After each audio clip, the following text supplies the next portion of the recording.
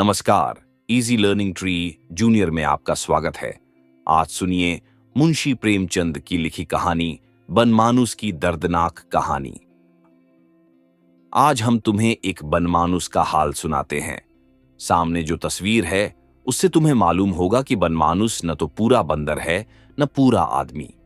वह आदमी और बंदर के बीच में एक जानवर है, मगर वह बड़ा बलवान होता है और आदमियों को बड़ी आसानी से मार डालता है। वह अधिकतर अफ्रीका के जंगल में पाया जाता है। एक दिन एक शिकारी अफ्रीका के क्लब में बैठा हुआ अखबार पढ़ रहा था कि उसका एक दोस्त घबराया हुआ कमरे में आया और बोला, एक हबशी बहुत दूर से यहां आया है और कहता है कि पास के जंगल में एक नर बनमानुस निकला है जो सिर्फ आदमियों को मार रहा है। शिकारी ने उस हबशी को बुलाकर पूछताछ की तो मालूम हुआ कि उबांशी जाति के एक आदमी ने उस बनमानुस के जोड़े को मार डाला है। शायद इसीलिए वह आदमियों को मार रहा है। हबशी ने कहा, साहब, ऐसे डीलडॉल का बनमानुस कहीं देखने में नहीं आया था। बड़े बड़े जवानों को बात की बात में मार डालता है।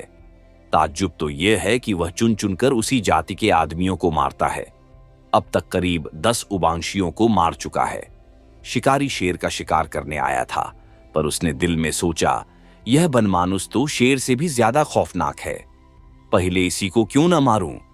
दूसरे दिन उसने तड़के ही शिकार का सामान ठीक ठाक किया और उसी हबशी को लेकर जंगल की तरफ चल खड़ा हुआ।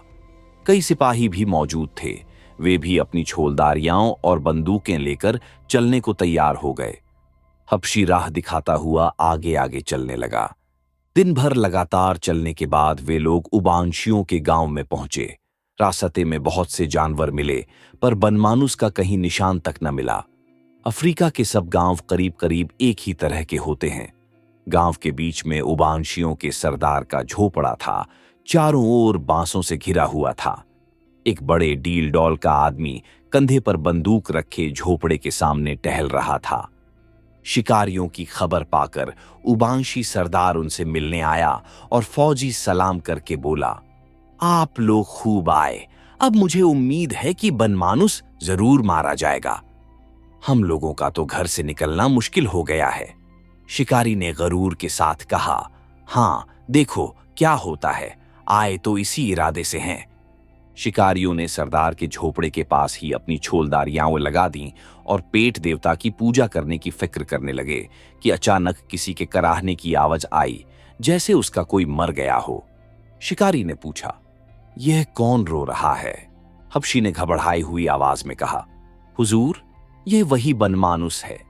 दिन भर अपने मुर्दा जोड़े के पास बैठा रोता है और रात होते ही इधर उधर घूमने लगता है। न मालूम किस वक्त चुपके गांव में घुस जाता है और किसी न किसी को मार डालता है और किसी जाति के आदमी से नहीं बोलता। लोग दिन भर के थके मांदे, भूखे प्यासे थे। बनमानुस का शिकार करने की किसे सूझती थी। जब लोग खा पी कर फारिग हुए तो सलाह होने लगी कि बनमानुस का शिकार कैसे किया जाए। उबांशी सरदार ने कहा, रात को आप लोग उसे नहीं पा सकते, दिन को ही उसका शिकार हो सकता है। शिकारियों को भी उसकी सलाह पसंद आई। सब अपनी अपनी छोलदारियों में घुस गए और बाहर पहरे का यह बंदोबस्त कर दिया कि 2-2 घंटे के बाद पहरा बदल दिया जाए।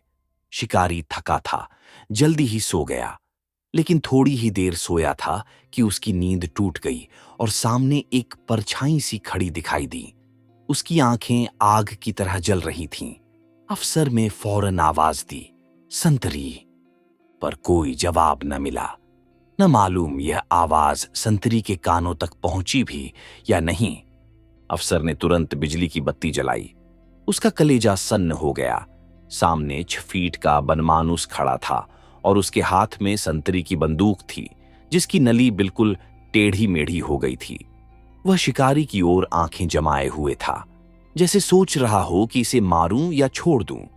उसका डरावना चेहरा देखकर शिकारी की घिघी बंध गई। मुंह से आवाज तक न निकली। अचानक बाहर किसी चीज के गिरने का धमाका हुआ। शायद कोई संतरी अंधेरे में ठोकर खाकर गिर पड़ा था। बनमानुस ने झट बंदूक फेंक दी और उछलकर छोलदारी से बाहर निकल गया। अब अफसर साहब के होश ठिकाने हुए। बिछावन से उठे, बंदूक संभाली, बाहर निकले और बिजली की लालटेन लेकर बनमानुस को तलाश करने लगे। लेकिन वह वहां कहां था। मगर इससे ज्यादा ताज्जुब की बात यह थी कि उस संतरी का भी कहीं पता न था जो पहरा दे रहा था। शिकारी ने अब की संतरी को ताकीद कर दी कि खूब होशियार रहे, मगर सोने की हिम्मत न पड़ी। बिजली की रोशनी में बैठे बैठे गपसप करके रात काटी। दूसरे दिन तड़के सब लोग शिकार करने चले। गांव के आदमी उन्हें विदा करने के लिए गांव के बाहर तक आए। अच्छी खासी भीड़ जमा हो गई। शिकारी लोग झाड़ियों की आड़ में चलने लगे, जिसमें बनमानुस उनकी आहट पाकर कहीं भाग न जाए। ऋषि को वह जगह मालूम न थी जहां मादा बनमानुस मरी पड़ी थी। उसी के पीछे पीछे लोग चले जा रहे थे। जाते जाते रास्ते में एक जगह बड़ी बदबू आने लगी।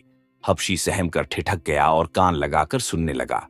वहीं रोने की आवाज सुनाई दी। शिकारी ने अपने साथियों से कहा, तुम लोग बंदूकें तैयार रखो, मैं आगे आगे चलता हूं। मगर अभी 200 कदम भी न गया था कि उसे वह बनमानुस नजर आया। मगर वह अकेला न था, उसके जोड़े की लाश भी वहीं पड़ी हुई थी। बनमानुस उस लाश पर झुका हुआ अपने दोनों हाथों से छाती पीट पीट कर रो रहा था। उसके चेहरे से ऐसा मालूम हो रहा था मानो वह अपने जोड़े से कह रहा था कि एक बार फिर उठो, चलो ये देश छोड़कर उस देश में जाकर बसें जहां के आदमी इतने निर्दयी, इतने कठोर नहीं हैं।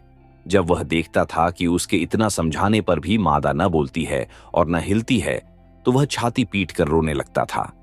यह हाल देखकर शिकारी का दिल दर्द से पिघल गया। बंदूक उसके हाथ से गिर पड़ी। शिकारी का जोश ठंडा हो गया। साथियों को लेकर वह डेरे पर लौट आया।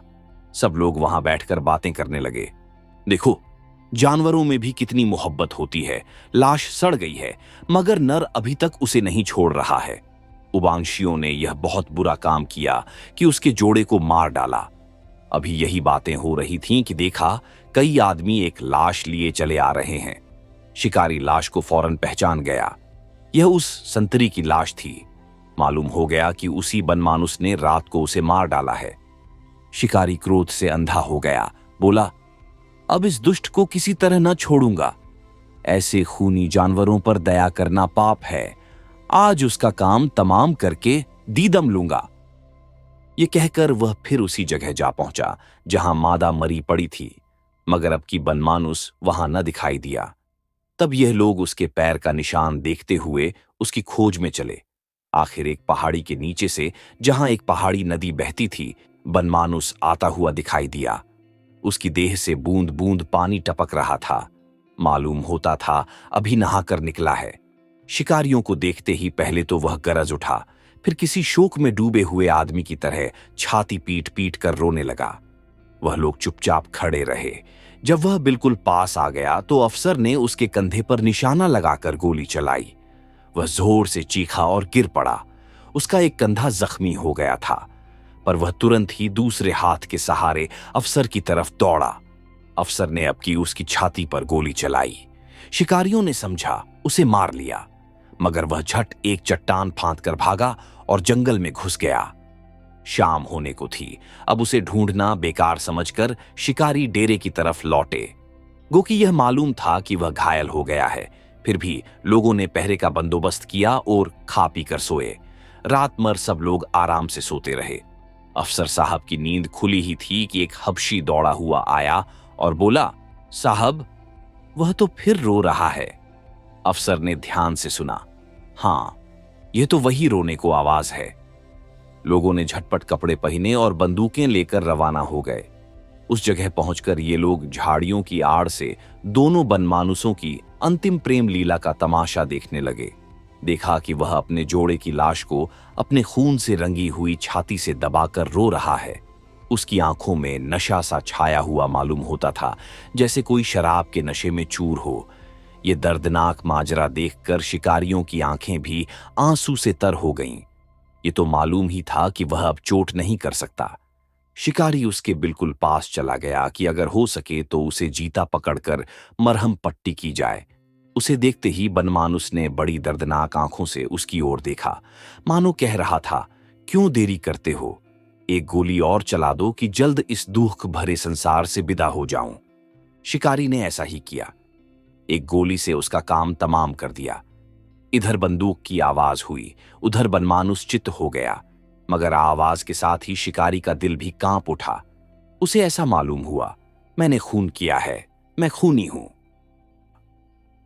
आप सुन रहे थे मुंशी प्रेमचंद की लिखी कहानी बनमानुस की दर्दनाक कहानी।